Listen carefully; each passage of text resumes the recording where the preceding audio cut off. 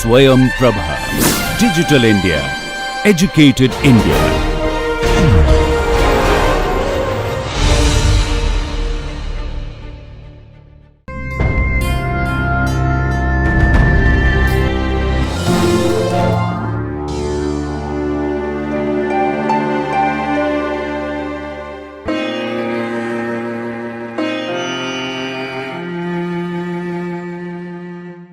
Welcome once again to this course on Integrated Marketing Communications. The lecture title for today is Consumer Behavior and Strategic Planning. Friends, I am Dr. Bhavneet Bhatti, Assistant Professor, School of Communication Studies, Punjab University. Before we move ahead for today's lecture, let's do a quick recap of the concepts that we had learned in the previous lecture. We understood that the concept of promotional mix is most important to the integrated marketing communications because it is actually the elements or the ingredients of the promotional mix which are called the tools of IMC. Along with these tools, we also learned the concepts of market segmentation, targeting and positioning. I am also sharing with you on the screen the whole flow chart of how this promotional mix works. We understand that the core ingredients are publicity and PR, advertising, sales promotion, personal selling, and the new ingredients that got added were direct marketing and interactive media. Friends, we also discussed that how all these elements are interrelated to each other and how they can together help a brand make very effective communications with their consumer. So with this background, I'll move ahead. This is the module 2, lecture 2, and the lecture is titled Consumer Behavior and Strategic Planning. As we move ahead, we are going to cover the following objectives today. First, we are going to get an introduction to the concept of consumer behavior. Secondly, we are going to understand the role that IMC plays in molding consumer behavior. And thirdly, we are going to learn the concepts of SWOT analysis and strategic planning.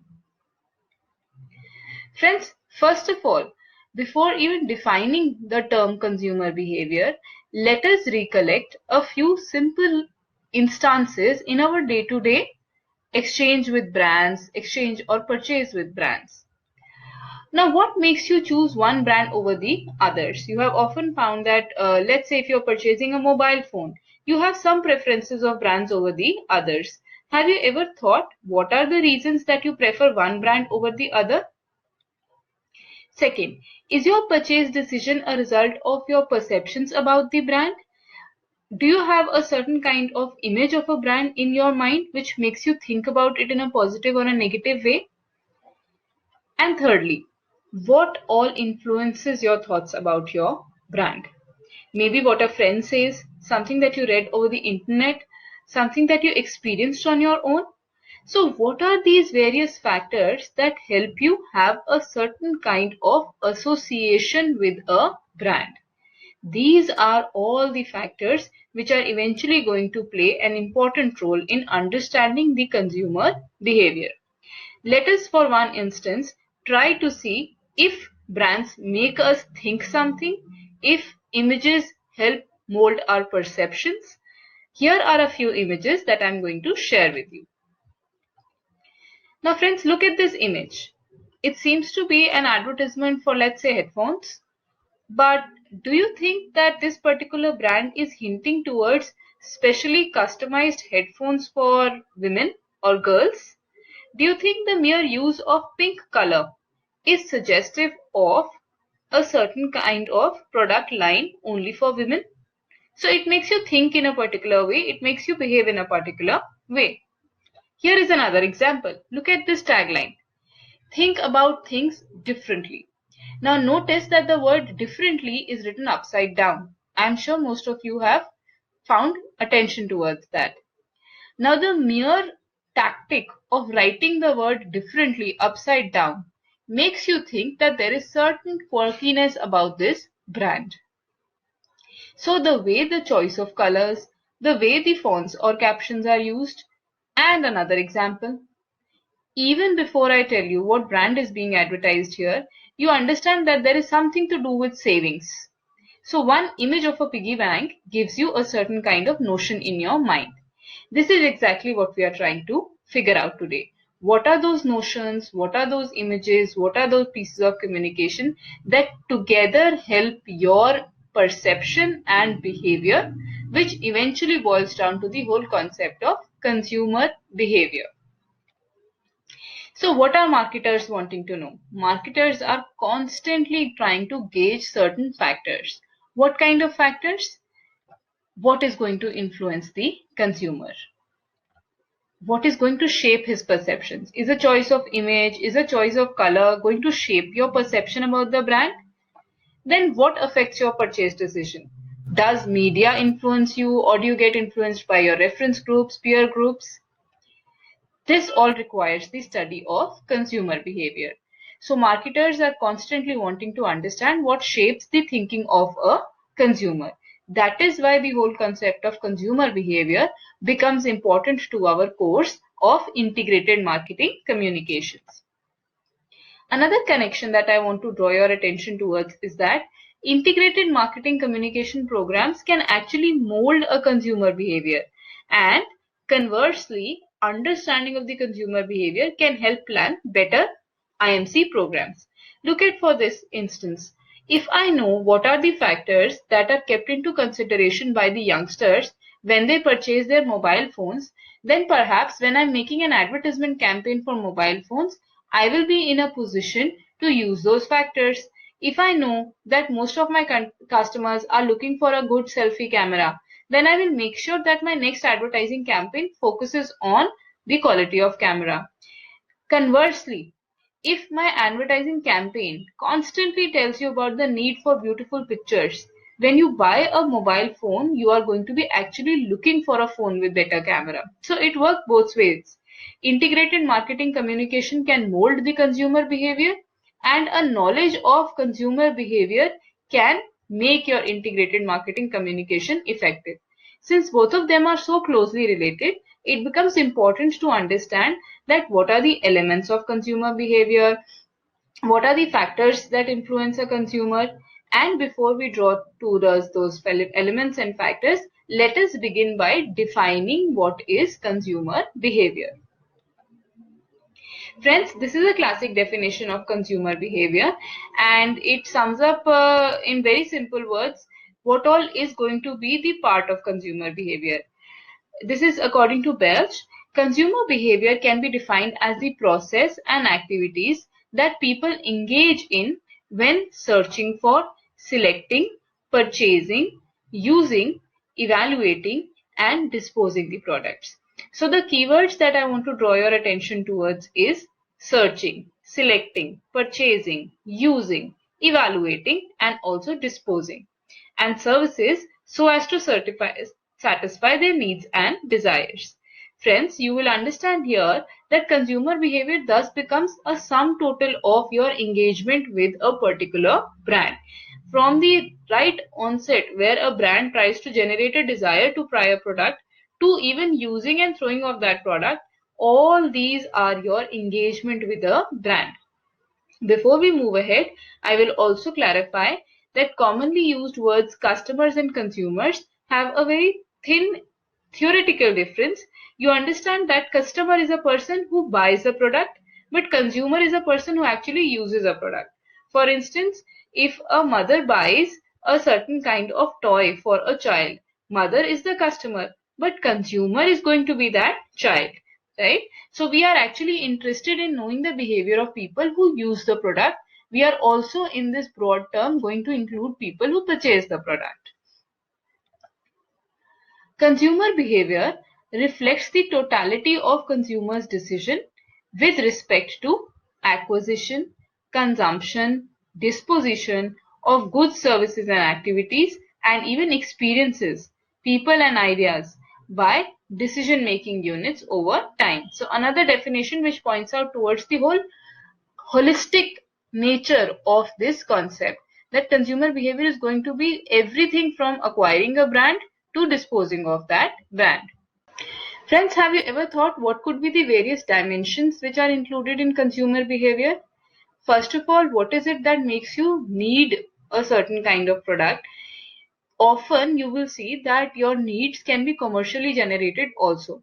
We never wanted a phone that is going to click awesome pictures or images or even selfies. A phone was a gadget only to talk with somebody or keep in touch. But today, our need from our mobile phone is not merely keeping in touch. Our need from our mobile phone is a very good camera, a very good reliable battery life, a very good processor so that you can multitask, and maybe other things, fast charging, so on and so forth. So, products, campaigns actually create a certain kind of need in us. So, dimensions of consumer behavior first of all begins with what kind of needs are getting generated. Then preferences. Out of all the available brands, which are your most preferred one? What are the various market stimuli coming towards you? How do you make your purchase decisions? And amongst all these dimensions, amongst all these elements, the most important one is information. That is where we are connected, because through our marketing communications, we are going to provide information to a consumer about all these other elements. It is only through information that I will be able to generate need, I'll be able to draw preference, I'll be able to give certain kind of stimuli, and I'll be able to influence the purchase decision. So information remains the key factor in consumer behavior. Let's see how integrated marketing communication can mold consumer behavior, or what role can they play in consumer behavior. We all remember the definition of integrated marketing communication as simply the process which integrates all the elements of promotional mix. You have various ways in which you can reach out to the consumer. So IMC is a process by which you integrate all these elements. And so far we have understood that consumer behavior is the sum total of all the factors which influence your perception, purchase, and evaluation of a brand. So the central part of all marketing process is to actually understand why a consumer buys a product or makes a particular purchase. That is how the two things become connected. Further, the need to understand consumer behavior is central to the concept of marketing and marketing communications.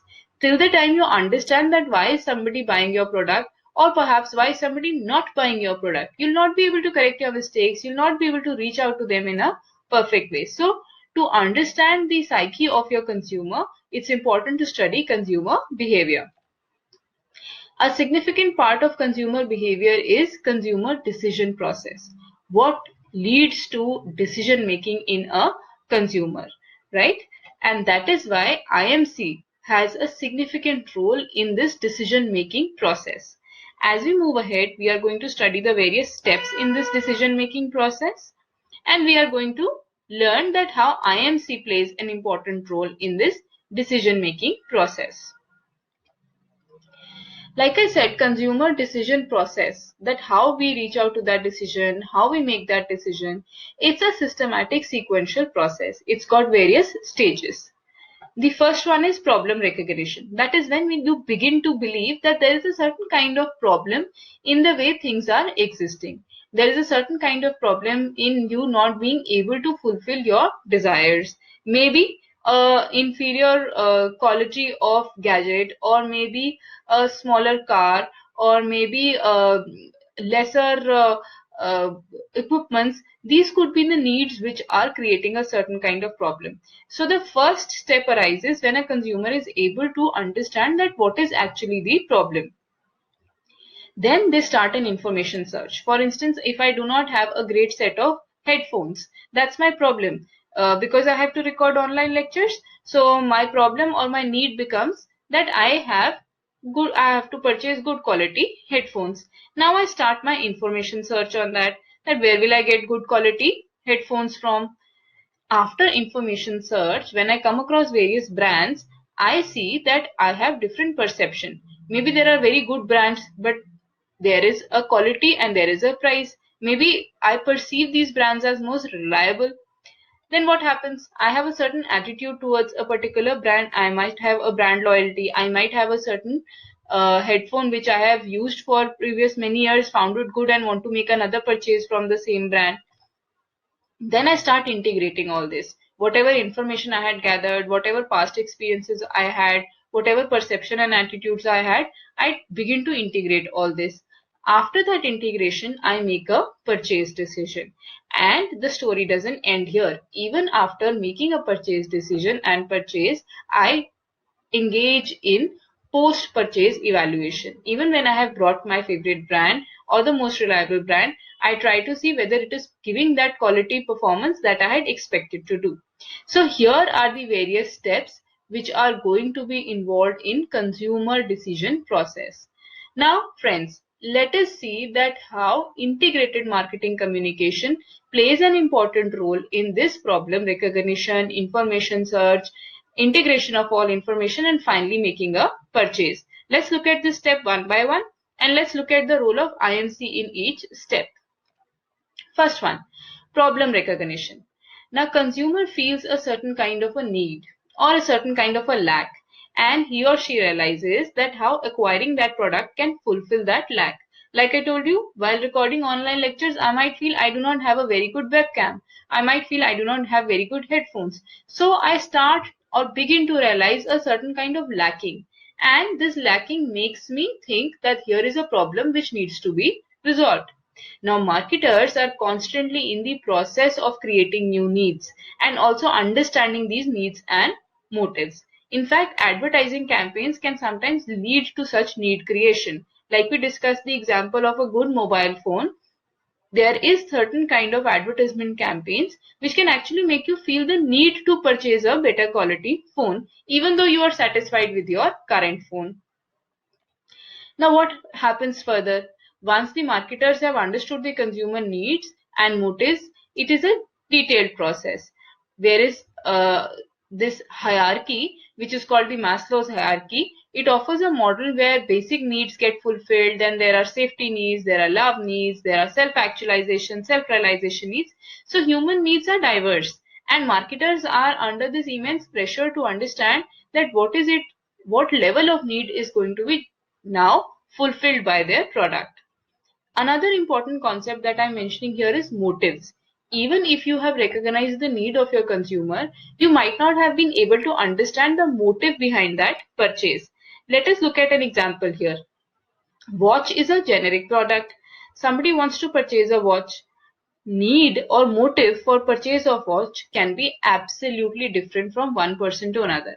While somebody might be wanting to purchase a watch only to keep time, there could be another person who's purchasing that watch for a fashion statement, for a luxury statement, as a status symbol, right? So the motive for purchase also affects the purchase decision. Therefore, the first step for all marketers is to understand what is the need, what is the motive, so that the entire communication can be designed around the same. Next is information search. The moment you decide to purchase something, it could be a watch, it could be headsets, it could be mobile phones, it could be any kind of device. The moment you have made a decision that here is a need to purchase something, you start looking for information on that brand, on that product. Knowledge of how consumers acquire this information is very important to the marketers. Basically, today what we do, the first thing that we understand is we start using internet and Google to find out about these gadgets. We ask our friends if they've used a certain brand, what are their experiences, what are their reviews. Then our next source of information is advertisements. We look at these campaigns, we try to see what is the advertisement telling us. We read through media, we read through reviews also. So all these factors are the sources by which a consumer tries to draw information. Information search can be both internal and external. Internal is when the information comes from the users or the consumers' own experiences, some past experiences, some memories of having used the brand in the past. That's your internal information. But external information is quite expanded. The first thing is that you ask your friends, you ask your peer groups, you ask your reference groups, the people you really look up to. You really try to gather information from them. For instance, if I have to buy headphones, like I mentioned, I might call up a friend who is tech savvy. I might want to give weightage to what this tech savvy friend has to say because I believe that he or she knows more than me about gadgets. So that is you reach out to your peer groups, you reach out to your reference groups. Media. I go to a certain website, which gives me reviews of different headphones. So I am trying to generate information through media. Thirdly, there are marketer controlled sources like internet information, advertising, point of purchase. Sometimes when we visit a certain shop and there are different laptops which are displayed there are different headsets, there are different kind of gadgets that are displayed there. Right before making a purchase, the moment you read the information displayed on point of purchase, it can change your mind. You had a decision made that you'll go and buy this phone. But the moment you reach there, the point of purchase signs or exhibits over there tell you about a latest phone which is cheaper, better quality. You suddenly change your mind and you buy something else. So information search is crucial, and within that information search, we have to lay stress on the marketer controlled sources, that is interactive media, advertising, point of purchase. All these can influence consumer behavior. The next step is perception. How somebody perceives a particular brand. Perception is actually a process by which an individual selects, organizes, and interprets information. Now, marketers are constantly interested in how consumers receive and interpret information. Perception can also be influenced by colors, size, intensity, context. There's so many factors which can actually influence the way you perceive a brand. Now look at this image. The first image that we saw was a pink background and pink headset, and we really thought that perhaps there are certain kind of specifically designed or customized headphones for women. This image draws your attention towards the fact that mere use of color can change the way you perceive a particular brand, right? So marketers are conscious of the fact that when they make an advertisement, what is the choice of color, what is the choice of font, what is the celebrity endorser that they are going to select, because every little thing that you choose for your brand can have a certain kind of effect, even if not on the conscious but on the subliminal level. So symbols, images, associations, all these can affect the perception of a consumer and change the way a consumer behaves. Next is attitudes. We start to develop attitudes towards particular brands. Attitudes can be defined as learned predispositions to respond to an object. I usually could have a positive or negative attitude towards several factors. For instance, equal pay for equal work. What is my attitude towards this idea? Or perhaps gender inequality. What is my attitude towards this idea?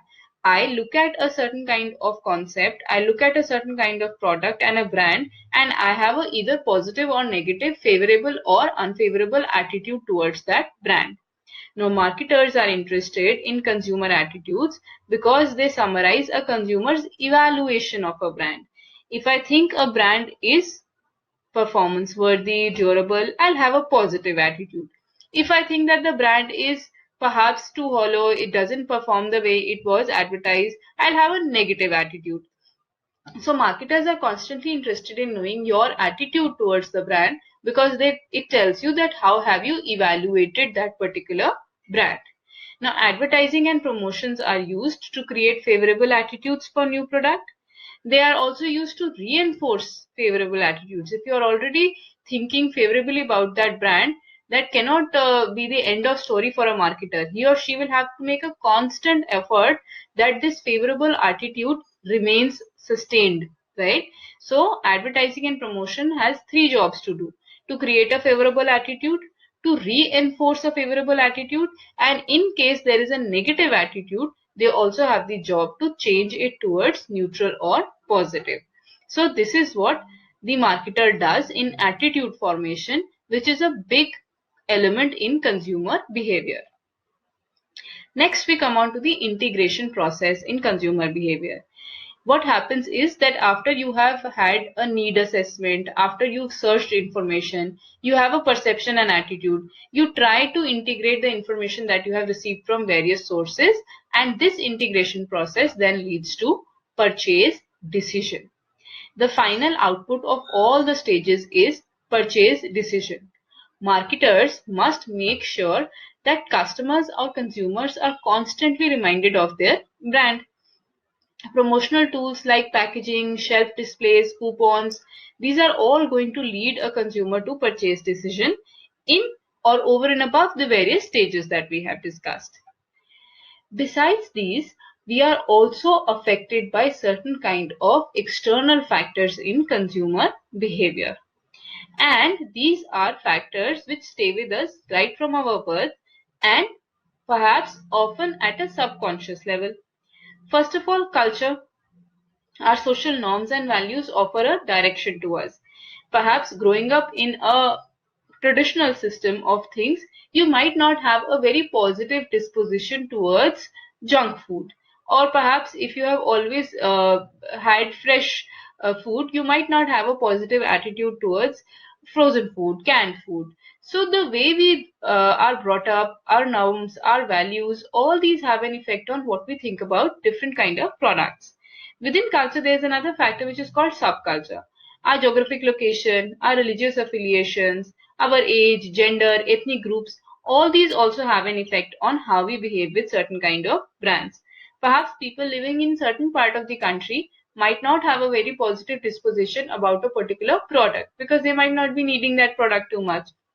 But people in another part of the country might be really in need of that product. So your geographic location, your ethnic groupism, all these also affect the way you behave with a brand.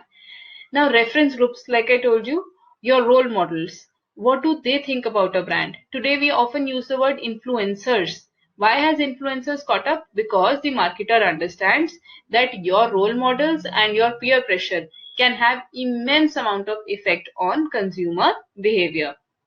And finally, media. When you read the reviews in a newspaper, when you read positive reports, or when you read any kind of piece which is affirmative for your brand, you get influenced. So, culture, subculture, reference groups, and media, all these also have an influence on consumer behavior. Consumer purchase decision making process has these stages, but we also understand that there is a post purchase evaluation which goes on, right? So consumer behavior begins from problem recognition, moves on to information search, depends upon perception and attitude, goes on to integrating all the information, and finally a purchase decision is made. All these factors, all these elements together make consumer behavior. Consumer behavior and purchase decision process has following stages that we've just covered. Now we are also conscious of the fact that integrated marketing communication played an important role in each step of this process, and a close understanding of consumer behavior can also help the marketer plan their campaigns better. Friends, the next part of today's lecture is SWOT analysis and strategic planning. Once you are in know of a consumer behavior, once you are in knowledge of how a consumer interacts with your brand, you need to have a certain kind of strategy to design your communications. If you do not strategize, all that you have learned through consumer behavior, you might not be able to put into effective practice because you did not do analysis, because you did not plan strategically. That's why the two important concepts of SWOT analysis and strategic planning. Now, marketing communication environment actually provides context in which the marketing communication occurs, right? And this understanding of the macro environment for any organization or situation requires analytical method. SWOT is one method in this analytical process. Friends, SWOT actually stands for strengths, weaknesses, opportunities, and threats. For any organization, it is a kind of a framework which represents these four things. Let's try to understand this through an example. For instance, if I have to launch a new brand of noodles, I will understand that the strength is of the brand is that perhaps people are always wanting to try new things in the market. The weakness could be that with existing so many brands or strong hold of a couple of brands, it will be very difficult to make space for a new brand. Opportunity again lies in the fact that today you have interactive media, you can have promotional tools, and threats might be that the competition will not let it survive. People might not like that brand. People might find something deficient in that brand. So whenever you are making any kind of analysis, If you are able to put it in the categories of strength, weakness, opportunities and threats, you can set better objectives, you can set better strategies. Let's now move on to strategic planning. Planning in itself means that you have a certain kind of preparation before you launch into a final campaign, launch into a final communication program. Strategic planning means that you have decided your plan on the basis of series of factors. Objectives, strategy and tactics. These are the three key elements in planning any marketing communications. Objectives are the end results that we are going to achieve. Strategy is actually the means by which we are going to achieve them. And tactics are actually the details. If we have to understand the difference between strategy and tactics in the simplest words, strategy is something which is long term and tactics is something which is short term. So, objectives is what you want to achieve, strategy is how you are going to achieve, and tactics is the tools that are going to be used to fulfill that strategy to achieve that goal. So strategic planning involves understanding of objectives, choice of correct strategy, and choice of correct tools or tactics. We also need to understand that an objective is actually a goal and aim, and like I said, strategy is a means. Therefore, what is often done is that the objective is prefixed with to. For instance, to create awareness about a brand, to raise preference for this brand. A strategy becomes a conditional element and it is prefaced by the word by. For instance, to create awareness about the brand by making several digital campaigns. So an objective is where you want to be and a strategy is how you intend to get there. So friends, strategic planning involves some factors. First of all, we have to do an analysis of the situation. Like we have just studied, a process of analysis is SWOT analysis. On the basis of SWOT analysis, we can really be able to justify what could be our objectives. Objectives, as we understand, are the goals that are supposed to be reached, and after we have set our objectives, we need to finalize what is going to be the strategy. In case of the integrated marketing communication, one can have different strategies for different tools of the IMC also. For instance, there could be an advertising strategy, there could be a sales promotion strategy, so on and so forth. And the smaller aspects of the strategy are the tactics, that is the tools that you use to achieve this strategic planning. Finally, there is evaluation. After everything is done, it is also important to check whether the goals were really achieved or not. Like we've understood, there are two major parts of strategic planning, objectives and the strategy itself. Now, objectives need to be of various qualities. SMART is an acronym which can define that what kind of objectives can be really successful. First of all, your objective needs to be specific. For instance, rather than just saying to achieve awareness for a brand, it would be much better if you could say to seek awareness for new features of a brand. This can turn a vague objective to a specific one. Secondly, it should be measurable. When you say to seek awareness for a brand, it perhaps gets difficult to measure this awareness levels. So when you say to increase the awareness of the brand, you must have some baseline data to which you can compare.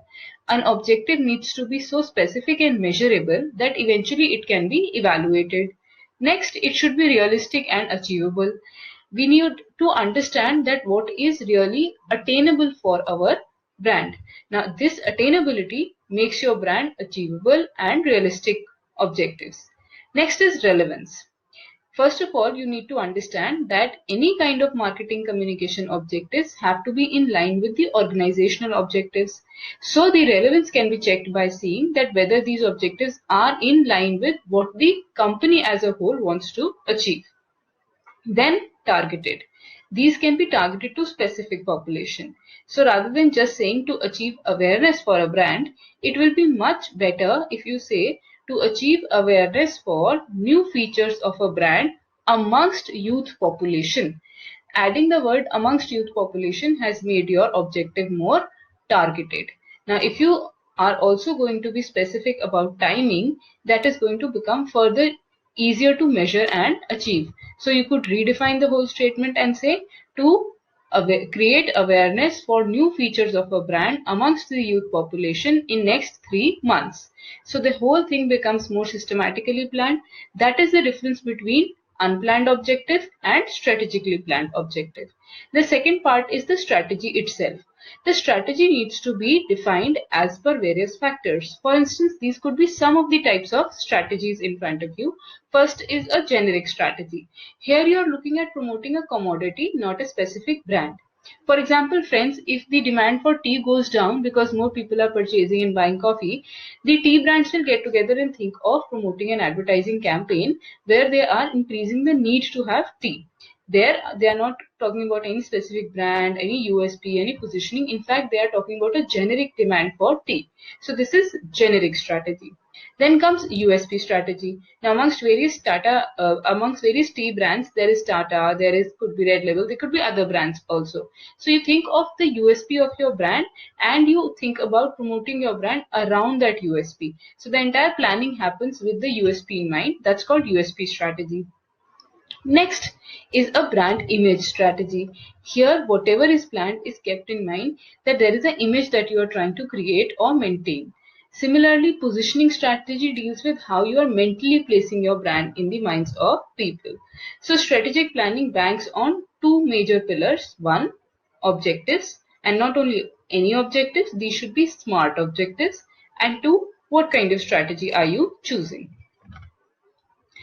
There are also other factors which are responsible for strategic planning. These factors are product life cycle, type of product. There could be specific objectives, competitors.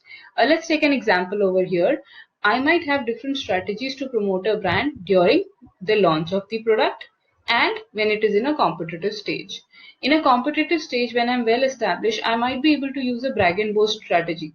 But if I'm still new in the market, people don't even know about my brand name, and I start using a brag and boast kind of appeal in my advertisement, it might just fall flat. So it's important to understand that what is your product really, at what life stage it is.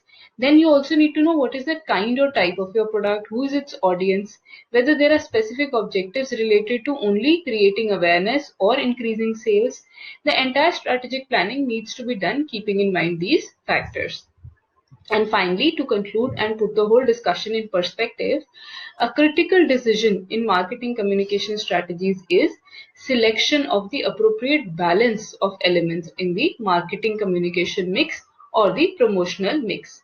So like we had concluded in the last lecture, today we can add to that we have a promotional mix at hand, but to be able to use this promotional mix for the optimum benefit of the marketer, there needs to be a full understanding of the consumer behavior. Along with that, there needs to be a strategic plan to achieve these goals. Let's do a quick recap of what all we have learned today.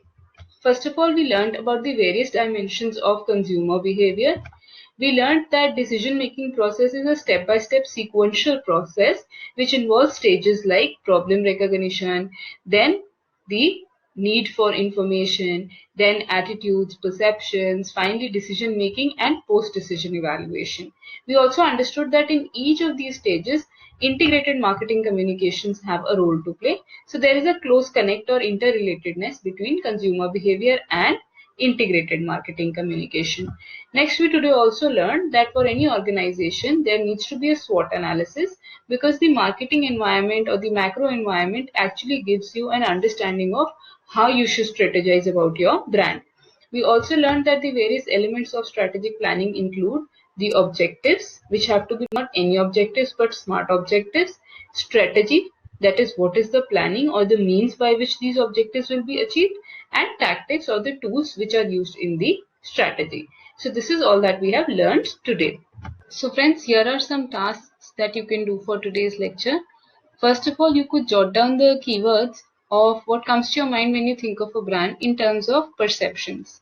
For instance, you could perceive a certain brand to be durable, youthful, friendly, so on and so forth. This will help you understand that how do we develop perceptions about our brands. Second is that you could list all the factors that come into play when you are making a purchase decision, and you could see if your purchase decision making follows the sequential steps that we had discussed in our lecture today. This will give you an insight into how you behave as a consumer, how you engage with a brand. So these two tasks will help you understand your behavior with the brand and help you understand the practical insights of being a consumer and how marketers study your behavior to be able to communicate with you. These are the references and readings for today's lecture. This brings us to the end of lecture on consumer behavior and strategic planning, module 2, lecture 2. I hope we have learned something of value today, and I hope to see you soon in the next lecture. Thank you.